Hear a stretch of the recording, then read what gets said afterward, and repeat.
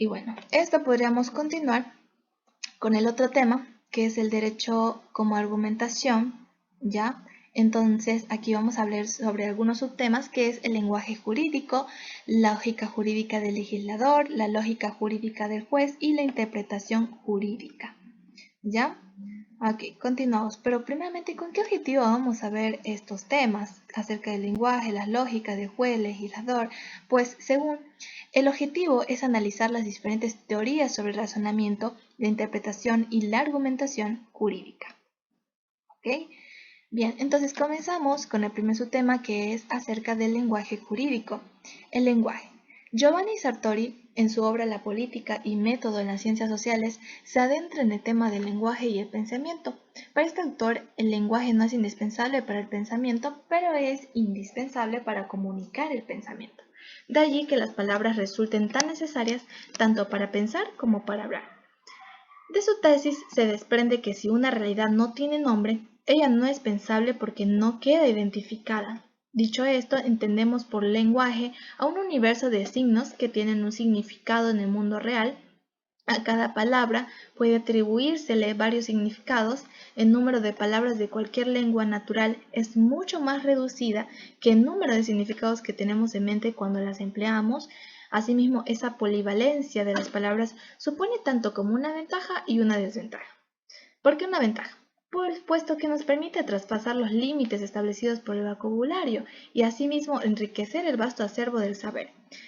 Sin embargo, esa variedad de significados no lleva a que muchas veces existan matices infinitos que nos trae como desventaja que muchas veces no nos entendamos. Es decir, existe ambigüedad, ¿no? Una confusión. Por otro lado, la comunicación lingüística permite que el hombre pueda entenderse, pero la tarea no es sencilla, porque poseemos pocas palabras para las que deseamos expresar y además no todos estamos de acuerdo con los significados de la misma. Por ello, es importante organizar y ordenar el lenguaje según los tipos de significado. La solución reside en desarrollar usos diversos de un mismo lenguaje. Entonces, la filosofía utiliza un vocabulario técnico en el cual las palabras asumen un significado sui generis. Asimismo, hace la ciencia en cada una de sus disciplinas. En el caso de las ciencias jurídicas tenemos un lenguaje especial. Como ven, porque vemos algunos términos como a priori, posteriori, sui generis, ya saben. Entonces, distinguimos los lenguajes como los lenguajes común y el lenguaje especial. El lenguaje común está al alcance de todos, lo usamos de forma instintiva y reflexiva y tiene un vocabulario algo reducido y es acrítico, mientras que el lenguaje especial es crítico, es especializado porque corresponde a una disciplina y además tiene algo que lo distingue, que es un patrón argumental constante y coherente. Entonces, continuamos con el lenguaje jurídico, que se compone de un conjunto de términos y expresiones que denotan principios, preceptos y reglas, que tienen como función sintetizar los conceptos básicos en los que se sustenta la experiencia y el conocimiento científico sobre el derecho, que este tiene como finalidad la univocidad semántica, la economía léxica y la precisión conceptual y claridad entre los expertos. Características del lenguaje jurídico. Entre las características tenemos la prescriptibilidad, que está constituido por normas y principios que pretenden regular la conducta, es decir, señala lo que está permitido o prohibido. Esto hace en referencia a la prescriptibilidad, que está constituido por normas y principios que regulan la conducta. ¿Proviene de dónde?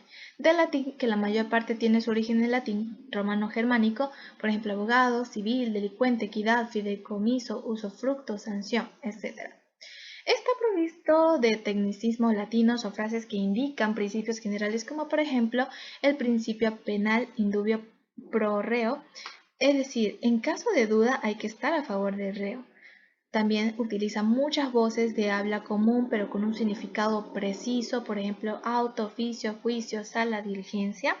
Y asimismo, en derecho, la proporción de palabras exclusivas es escasa. Algunos de ellos son litispendencia y litisconsorcio. ¿Ya? El derecho también mantiene sus propios términos o conceptos jurídicos fundamentales, que son elementos constantes y necesarios que intervienen en toda relación jurídica. Sin embargo, algunos vocablos son susceptibles de controversia en cuanto a su significado, por ejemplo, legalidad y legitimidad, permiso, licencia y autorización, paro y huelga, entre otros.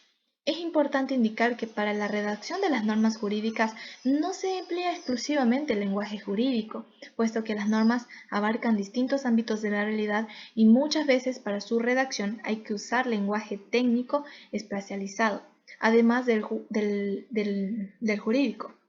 Incluso con la globalización, el surgir de las tecnologías, vemos que muchas veces se debe acudir a la inclusión de palabras que provienen del inglés, por ejemplo, email, ombudsman, duping, Taves Data, etc. ¿Ok? Continuamos con el tema de la lógica jurídica del legislador. ¿Ok? Lógica jurídica del legislador. Esto, en cuanto a la cuestión del legislador y el proceso de elaboración de leyes, ha sido trabajado desde la teoría de la legislación. Sin embargo, no se le ha dado la preeminencia que tiene tema de la interpretación para el caso de los jueces. Por esto, Atienza en 1989 consideraba el proceso de producción de las leyes, la legislación, como una serie de interacciones que tienen lugar entre elementos distintos. ¿Quiénes conforman estos elementos? Pues los editores, los destinatarios, el sistema jurídico, fines y valores. Dicho autor propuso 5 niveles de racionalidad para comprender la lógica del legislador. ¿Quién es el que propuso estos 5 niveles de racionalidad? Pues recordemos que fue Atienza. Puede ser pregunta de examen. Ok, entonces entre esos niveles tenemos la racionalidad lingüística, la racionalidad jurídico-formal, la racionalidad pragmática, la racionalidad teleológica y la racionalidad ética. Nuevamente, para tener una mayor comprensión. Ustedes saben que me gusta repetir para que tengamos una mejor comprensión y se les quede por más tiempo esta información en nuestras mentes. Entonces, el autor Atienza propuso 5 niveles de racionalidad para comprender la lógica del legislador. ¿Y cuáles fueron esas racionalidades que él propuso?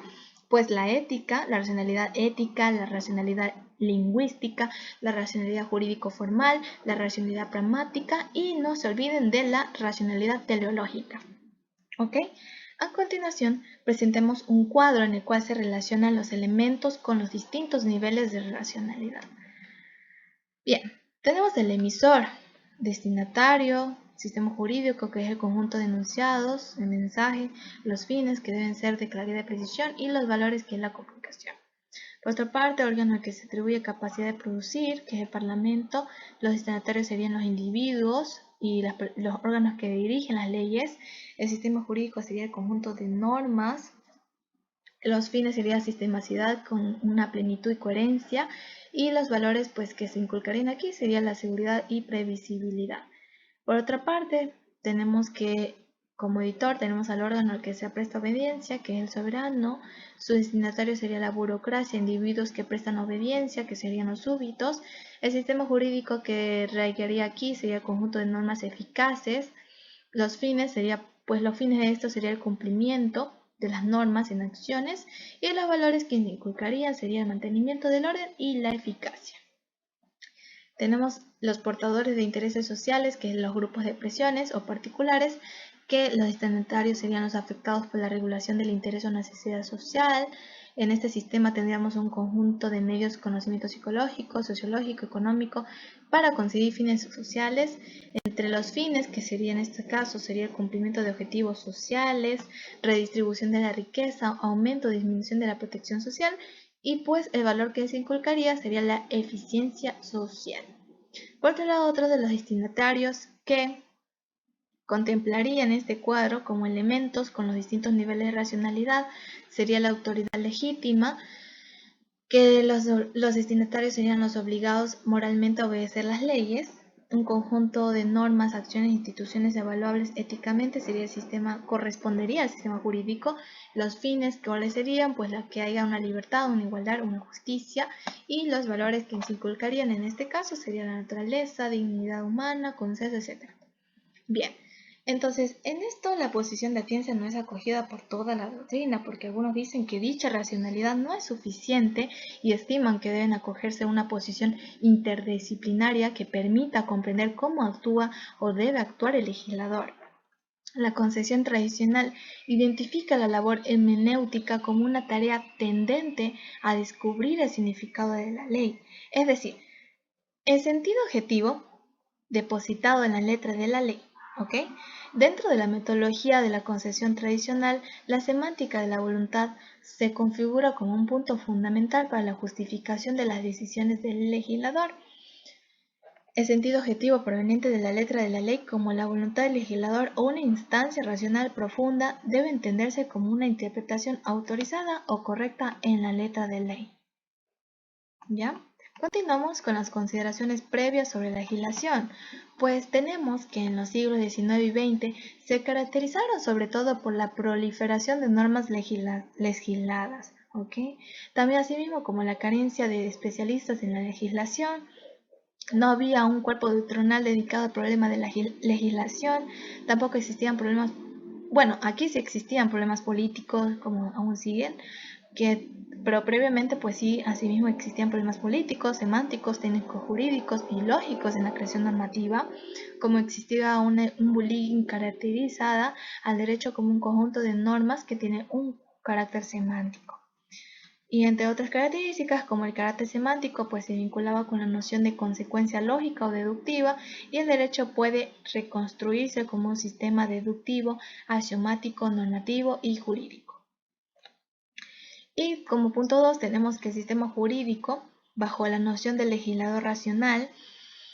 El legislador, ¿por qué es racional? Porque conoce y acepta todas las consecuencias de sus emisiones. Y además se requiere que un legislador que emita o determine las formulaciones normativas que conforman la base axiomática sobre la cual se realizará la identificación de las normas. Entonces, la lógica del legislador está enfocada a la creación normativa apegada a un sistema jurídico coherente y cohesionado que tome en cuenta los criterios de jerarquización de las normas jurídicas. Eso en cuanto a la lógica jurídica del legislador. Y ahora vamos a continuar con la lógica jurídica del juez. Bien. El juez corresponde al momento de interpretación material de la ley.